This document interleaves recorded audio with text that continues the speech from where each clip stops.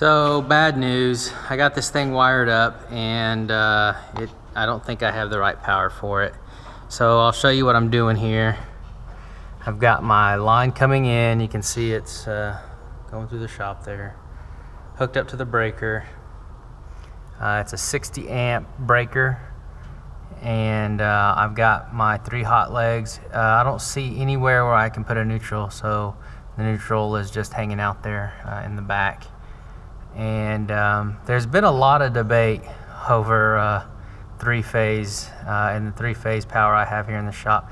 I did a video on the Lagoon. You can go back and take a look at it. I think it's what's better than a Bridgeport, and I talk about the 3-phase hooking up the Lagoon there. But there's a lot of debate over the kind of 3-phase, and I said, the comment that I made was that the hot leg in the middle, or the high leg in the middle, and all 3 of them are hot, but the middle leg is the high leg. And the reason why I say that is because it's a higher voltage, and I checked it and it is a higher voltage. So what I have is in the center, it's about 240 or 242 volts, and then on the sides it's 200 or 124. So 124 plus 241 plus 124 comes out to like 461, 462, which tells me I have 460 power 3-phase. So if I'm wrong, go ahead and correct me.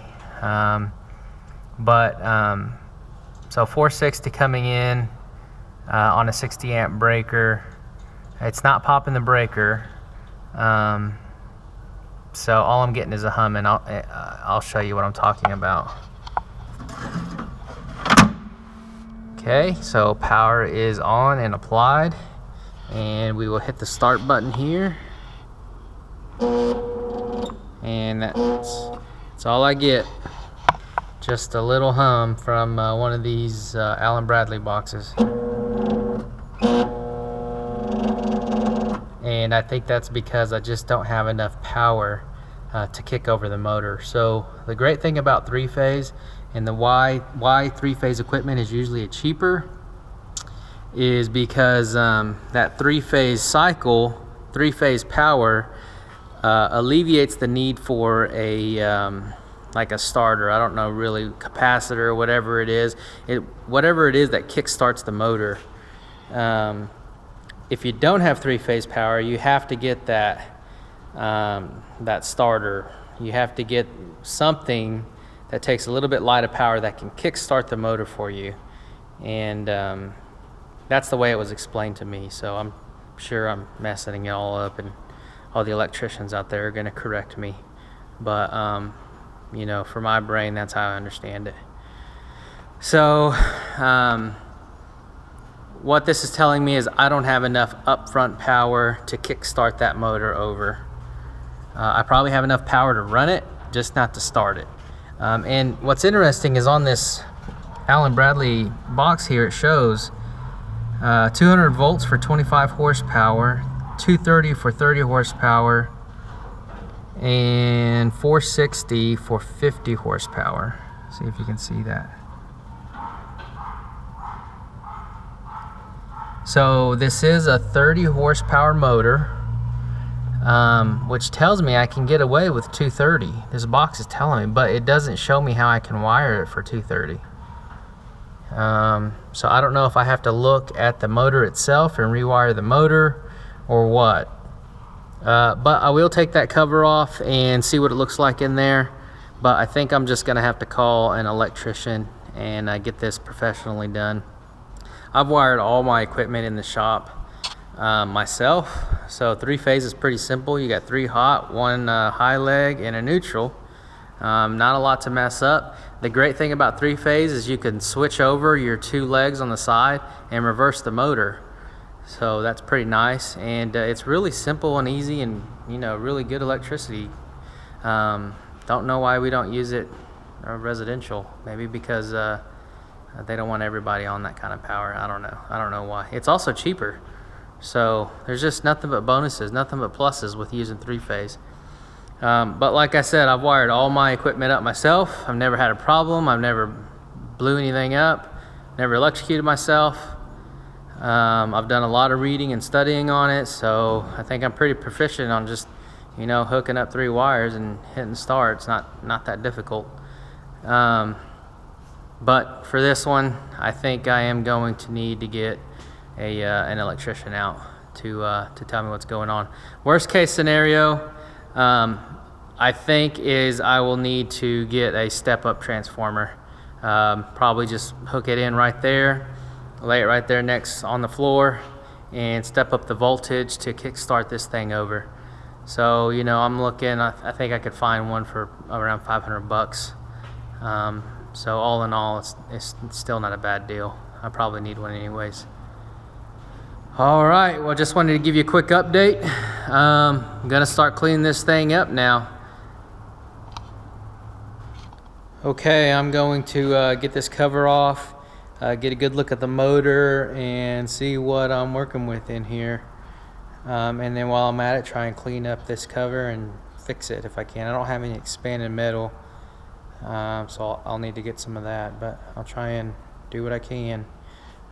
There's quite a bit of stuff caked on here. Check this out. Oh yeah, look at that. Isn't that nice?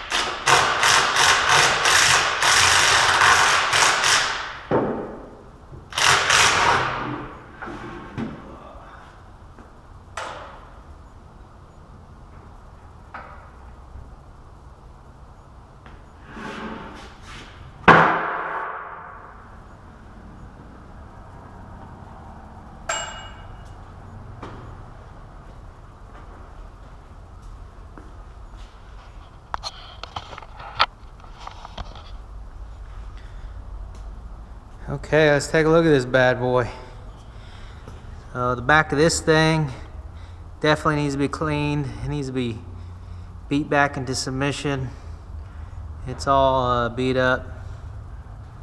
There are only 3 bolts on this, so I don't know if I'm missing one, but it doesn't look like there's a 4th one, which you would think there would be.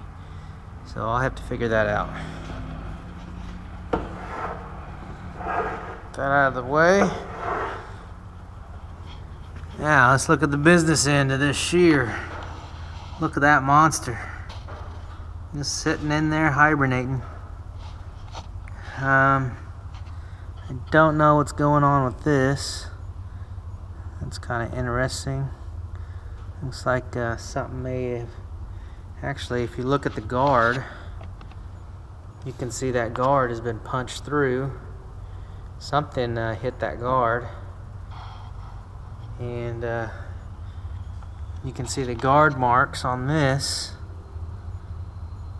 So deductive reasoning tells me they slammed something into this and punctured a hole in it.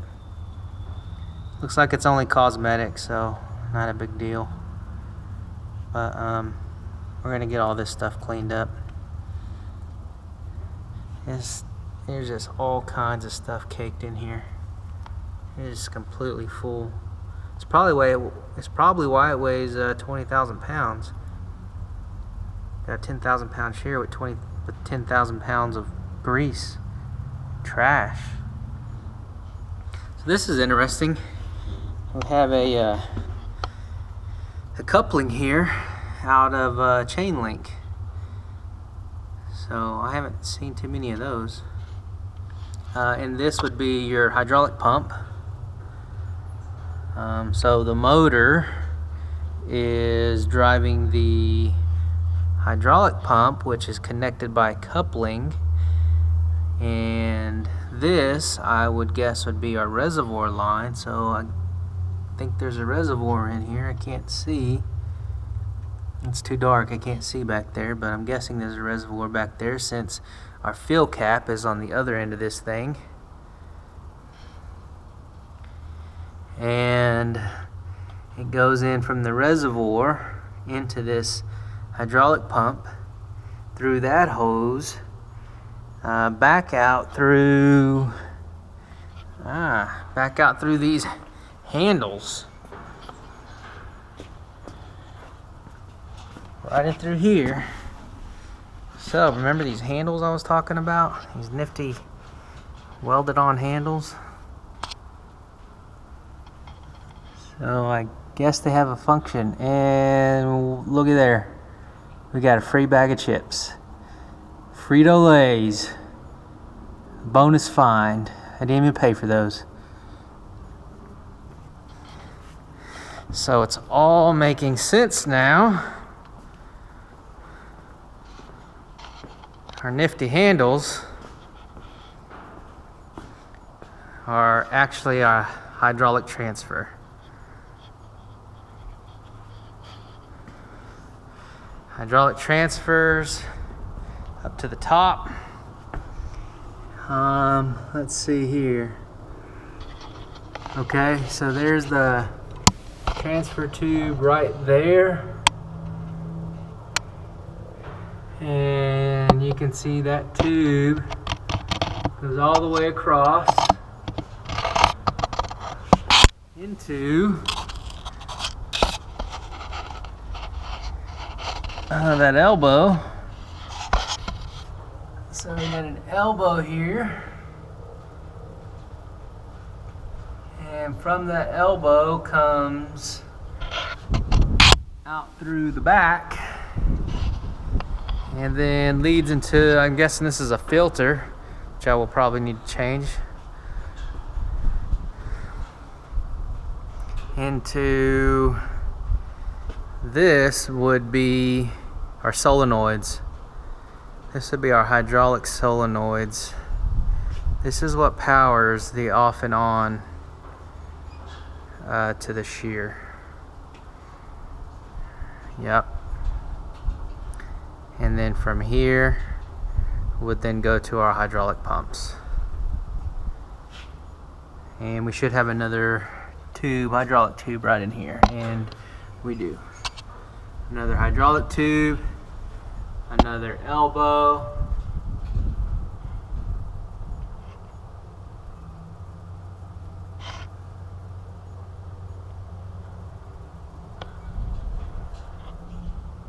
here's the tube, there's the elbow, and comes out right here. Got it all figured out. All right, well, let's get back to cleaning.